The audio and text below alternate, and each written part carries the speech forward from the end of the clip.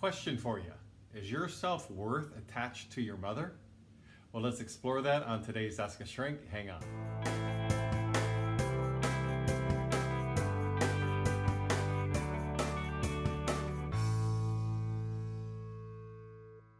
So another way of wording this question is your self-worth tied into pleasing your mother? So it kind of gives me the heebie-jeebies to even ask that question, and that's because my self-worth for many years was attached to my mother. So I know what it's like. It took me a while to break free of that prison. But for many people in the world, whether they were emotionally abused or abused on any other kind of level, all the way up to perhaps healthy interactions, a child may still feel that their self-worth, their validation, how they feel about themselves as a person ties into their mother on some level. So in exploring this, are you thinking about how your mom would approve or disapprove of how you're living your adult life? Are you picturing how your mother would want you to behave in a certain situation? So if you're doing that, you're really carrying her around, right? Like almost like a piece of luggage on your back, some sort of backpack or something where there she is as you're walking through life. And let's say you've ventured out on your own, you're living your life, and you're keeping certain information from your mother. And when you're honest with yourself, you realize, I don't want my mother to disapprove of this. I know she would be disapproving of this. So then pay attention to how you're shaping your adult life around how your mother judges you, thinks about you. That's an unhealthy way to go through life. You had no choice when you were young growing up, you were little. Perhaps your mother called the shots all through your childhood and you just went along with it like a chameleon. Well, it was a coping mechanism when you were younger, but you don't want it to be a coping mechanism, so to speak, when you're an adult. You want to find out what you're all about. And if you're pondering this type of thing, you're realizing you're not really thinking for yourself. You're thinking for your mother. You're seeing the world through her eyes. How she views something is more important than how you're viewing it. That's why you're afraid to tell her this thing that you don't want to tell her. You're afraid of her disapproval. You're not going to get the validation that you need. You need to have your mommy's validation. These are the messages we grow up with at a very early age. So when we're an adult and we don't even live near our mother anymore, maybe your mother's even deceased, we can still carry that energy. How would she view this? What would she think? Oh my gosh, she wouldn't want this for me, so I better not do it. Even though in my heart of hearts I want to do it, I know it's really good for me in a way, and I'd love to explore this option, but I'm not going to because mother would disapprove. But let's say you do tell her something that you know she's going to be disapproving about. You tell her, and she is, in fact. She doesn't like it. She lets you know that. Now, one sign with this that you're still finding your self-worth through mother is that even though you're going to make your decision and stick to it, you're angry and you're upset. Or even more so, you're afraid now to continue with what you want to do because after all, you have to frame it in your mind. You need mother's validation. You need her approval. So maybe you'll pull back from doing what you want to do and then you're caving to the fear and you're going to feel even more worthless because you realize you can't really stand up for yourself. There's no you there, not really. You're still living through your mother.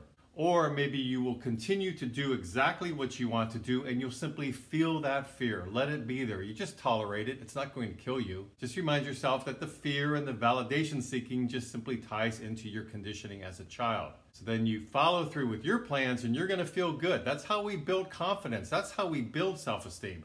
People often ask therapists that, well, how do I get more self-esteem? Well, the way to get more self-esteem is not just wish it there. We have to challenge ourselves to do things that are very uncomfortable for us sometimes. We have to push ourselves out of our comfort zone, which in this case applies to following through with a decision that we know is in our best interest that we want to do. And even though mommy is not giving us our approval, we're not getting the validation we want, we're still going to do exactly what we want to do and need to do anyhow. That's how we grow up. That's how we mature, and that's how we find our own strong identity. So with that example I just gave affecting our mood in terms of being unhappy, angry, afraid based on our mother's reaction, once that's established as a kid, that takes a while to work through that and overcome that. As an adult, you have to be very aware. An example for me in my life is my mother was so upset with my brother one time that she locked herself in one of the bedrooms and I found her there crying, upset, in just a hopeless mood because she couldn't force through what she thought she needed to force through, which by the way was nothing that she needed to force through because my brother was an adult at that time. But I could see this helplessness, this hopelessness. She wasn't getting her way. And I turned myself emotionally inside out to solve this problem for her. I sat by her at the bedside. I listened to her as she cried. I comforted her for probably a good hour, trying everything I could think of to make it better for her, to ease this emotional suffering. Hearing her feelings about this like I was the husband or something. What she should have done is tell me to get the hell out of the room as she works through her own feelings. But she didn't do that. She allowed me to stay, continued pouring out her emotional distress. And what I was learning during that example, and many other examples of course, is that I don't really matter. I have to be there for my mother. That's all that matters.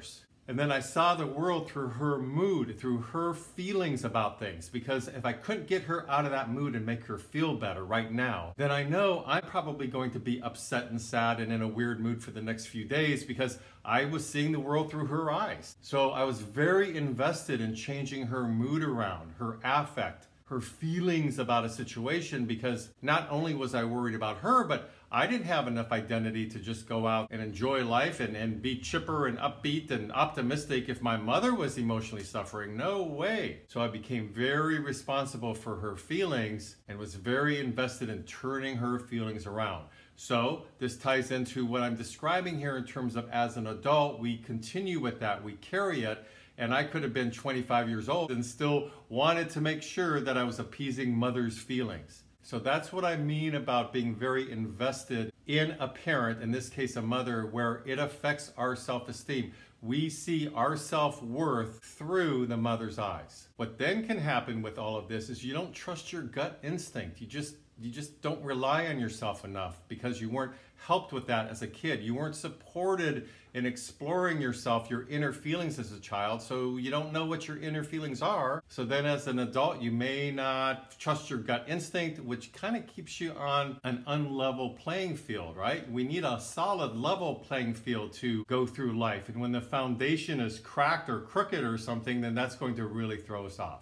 Another sign that your self-worth is based or tied into your mother as an adult is that you have a difficult time understanding how others around you seem to relate to their parents or a parent in a different way. Well, why is my friend telling me that he had a conversation with his mother and told her exactly what he was going to do and mother just listened and supported him? So if you have a hard time understanding this because actually you're seeing healthy interactions and that just doesn't make sense to you, then that's a good sign that there's some mother issues going on there. And another tip is that you just realize on some level there's no you there. You still have to work on your identity development. I know I was very aware of that in my 20s. If you're in your 20s and 30s and still aware of that, then that means there's some issues to talk about to a therapist. Work it out in therapy because it's a safe environment to explore all these underlying issues and feelings. Sometimes it feels sort of vague. You just know that you don't feel solid. You feel that you're a chameleon. You feel that you just sort of turn yourself inside out to please other people. Well, that was learned by having to please your mother when you were younger, perhaps. And if that happened, that may mean that as an adult, you're still seeking your self-worth through your mother, and that's a big no-no that needs to stop. And it can stop with some insight and awareness and challenging yourself to feel the fear and do it anyhow. So thanks for watching today's video. I hope it's been helpful to some of you. Please leave me some comments if you'd like. I'd love to hear any thoughts you have about this video. Please subscribe to my mental health YouTube channel if you like these kind of videos. And until next week, this is Brad Shore signing off from Ask a Shrink.